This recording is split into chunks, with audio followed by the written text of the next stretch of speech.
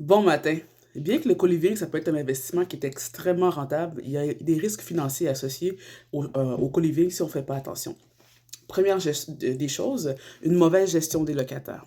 Une mauvaise gestion des locataires dans la mesure où vous n'êtes pas impliqué dans la vie quotidienne de votre co-living, ce qui fait que ça entraîne des mauvaises créances, les gens restent moins, un taux de roulement beaucoup plus élevé que le multilogement conventionnel. Deuxième des choses, sous-estimation des coûts.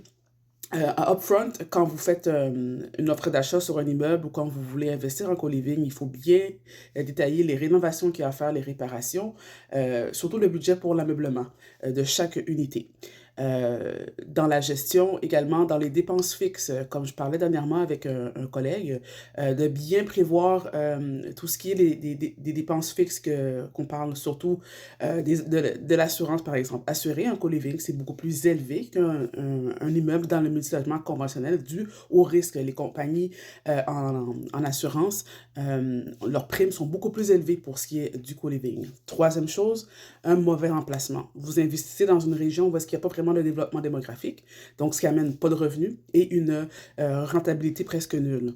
Donc à ce moment-là, faites une bonne étude de marché avant de vous investir dans un co-living, surtout en région. Et ça va vous aider à éviter d'avoir des risques financiers trop dommageables pour votre co-living. Donc, si c'est quelque chose qui vous parle, encore, vous voulez avoir encore plus d'informations sur le co-living, je vous prie de liker la vidéo, de nous suivre sur nos réseaux sociaux à Résidence L'élan, que ce soit Facebook, Instagram ou TikTok. Et sur ce, ciao!